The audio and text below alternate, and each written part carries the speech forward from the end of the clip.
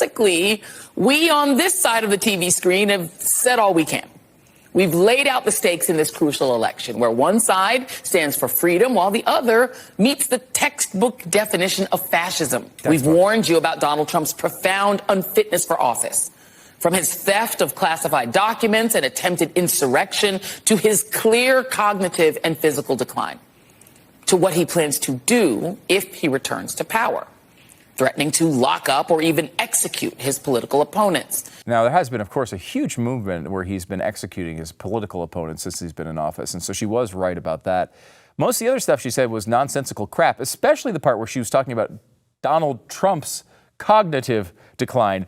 Just put a little pin in that one. We might come back to it here. Here is Joy Reid talking to you about what, because she said the textbook definition of fascism is Donald Trump. So what does fascism mean to her? The elements of fascism are rooted in this nationalistic drive for more babies for the state, for a strongman-driven nation, and a deep sort of state-based religiosity. I don't know, if your wife is like, gosh, I want to have another baby, and you're like, I don't really want that, just call her a fascist. Are you talking about a fascist need for babies for the state? Is that what you're talking about, honey? Maybe rethink that, Adolf. I'm just saying that's a possible approach that might help. She was very, very excited about the DNC, though, and she thought things were going really, really well. Do you remember that whole thing where they buried Joe Biden at 2 a.m. the first night, and then they rolled out Kamala under 0 primary votes to try to take the nomination, one she would eventually get, but then, of course, lose in the election. But she was exuberant after the DNC. I'm going to sum up what I have felt since we landed, Nicole, in this wonderful, beautiful city. Exuberance, joy. I have not, and we were just talking about this a little while ago, I have not seen so many Democrats laugh, smile, sing. I mean, there is a song in the air. I don't know if you can hear me behind me, but there's like a little bit of music playing. People are literally dancing to the tunes in their own head. I think Democrats today, they feel a kind of joy and a kind of relief that I personally have not seen in, 8 years? This is the interesting thing about Joy Reid. She's just like a really dumb version of whatever Democrats are doing at any moment. Like when they were saying, this is the Joy campaign. Remember that? She'd just come out and her explanation of that is people are dancing to songs in their own head. Like that's just a sign of insanity is what that is. That's somebody who should be put in a rubber room, with in chains. Like that's someone who's going to hurt themselves. That's what you're describing there. But okay, and that's funny because she was very, very excited about Kamala being in. She was sure that was going to go well. It did not. I don't know if anyone remembers that. But then she also had an interesting view on what the Biden versus Trump election was all about. Watch. On some level, elected Republicans know that what I'm saying is true. They know that their vision of America isn't real, and that most people do not want to live the way they want us to. You know how I know that? You know what their tell is? They keep silencing dissent. They keep making it harder and harder to vote. And they keep gerrymandering their way to power. The question for voters in 2024, it seems to me, is do you want maybe not super exciting competency, or do you want chaos? Choose your adventure. I mean, it's jaw-dropping. First of all, her idea of competency was Joe Biden at that time, a man who couldn't even walk to the correct door when leaving the stage, a man who would literally get lost when surrounded by thousands of people who were watching him. That is who was the super unexciting, competent choice. Absolutely unbelievable. And I don't know if you've noticed at all, but the Democrats seem to do a heck of a lot of silencing dissent. In fact, they had entire organizations within the government that were harassing social media companies just to get that outcome. Fascinating. Again, the dumbest version of what Democrats are generally saying at any given moment. Another idea is, we mentioned that she thought babies were fascist. And I guess, Adolf was a baby at one point, so she has a little bit of an issue there. But here she is talking about why we have so many kids. Isn't it annoying? The United States has a population of north of 327 million people. Why do we need more kids? I mean, your party Senator Tuberville is the one screaming that 10 million immigrants, which I don't even know that number even makes any sense, because it doesn't, have streamed into the country since Joe Biden has been president. And you're claiming that that's too many people, that if more people come into the southern border, this is some sort of crisis because we've got too many people and we've got no more space and we can't afford more people. But now you're saying we need more kids? Can you explain who's the we and what's the purpose? I mean, she's got to be the dumbest person I've ever seen in my entire life. This memory lane trip is really reminding me how stupid this woman is. People don't want more babies because we're running out of space in the United States.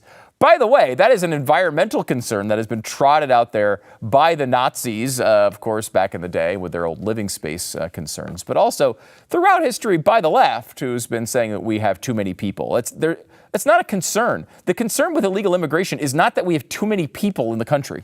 That is not the concern at all. There's concern about what resources they're using up when it comes to financial resources. Are they getting on these programs that are kind of draining money from the people who are funding the programs, actual taxpayers?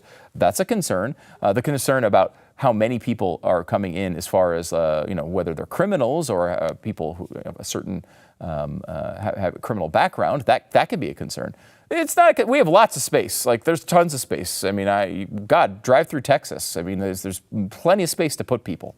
That is not a conservative concern at all. And of course, you'd think she knows that, but as I just pointed out, she's dumb.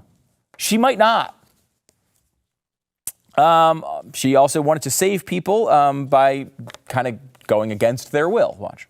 Well, are we reaching a point now where what we're going to need to turn this around are mandates that then go to court and the people who are pushing against the mandates lose, and that's the only way that we're going to be able to sort of save people's lives against their will, I guess?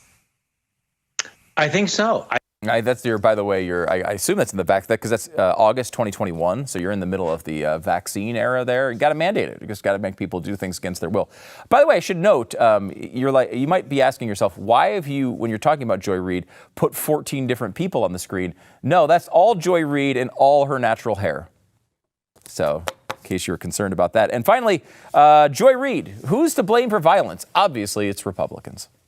But the elected officials who had a job today that's in the Constitution that they were supposed to do, to officially and ceremonially install the new president, to show that we believe in this peaceful transfer of power, were completely thrown over today. Josh Hawley should resign in ignominy. It is absolutely ignominious what he did, sparking this. Ted Cruz as well. But honestly, Mitch McConnell too, they've all played a role. Conservative media has played a role. They've all played this game because they thought that there was no downside.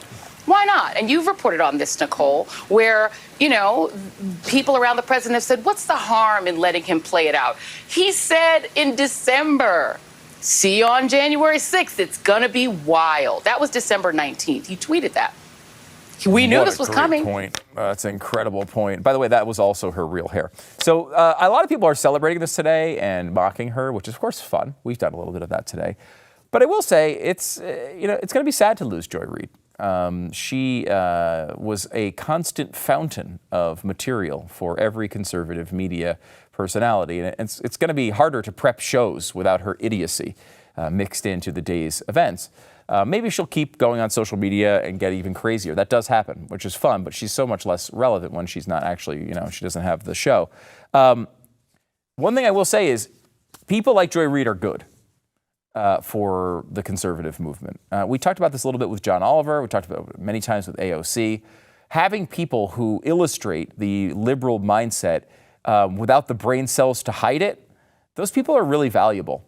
Those people really wind up moving the country. The people who will sit there and, it's like when Kamala Harris had that famous clip during the campaign where she came out and she's like, well, yes, of course, obviously, every inmate who wants to change genders, that surgery should be paid for by the American taxpayer.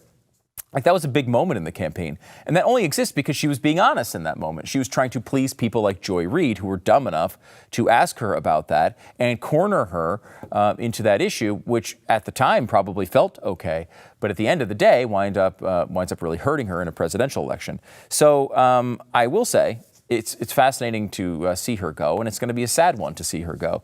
And it's also just fascinating to see how the media plays this stuff out. I mean, considering her anti-gay controversy, never had to answer for that. Never really had to do anything. I mean, she kept, with these little apologies on the air, but there was never any consequences. They didn't really do anything. MSNBC would do this constantly to let right-wing conservative media people, and would force them to, would harass them and bring on people to support boycotts and all these different things. Every time someone on the conservative side said something that was wrong, but they couldn't find that will with their own employee. Well, finally, she's not their employee anymore, I guess. And that's it's a positive, I guess, in a way for America. They don't have to hear this nonsense. There won't be people who, I mean, again, your IQ must be 4 if you watch this show. But if you happen to have an IQ of 4, she's going to bring it down to 3 or 2. And that's not necessarily good for the country. However, it is good for the conservative movement. So as an honest eulogy to our own Joy Reid as she goes off into the sort of period of her career where we'll never hear from her again. Sadly, we've lost her. And I will say, in remembrance of Joy, we remember all of the things that you did, all the dumb things that you said, all the joy that you brought to conservatives who wanted to get more votes and wanted to be able to point to someone who is representing the other side so stupidly that it wound up benefiting her political opponents, the president of the United States, and so many others. So thank you so much, Joy Reid, for all of your service.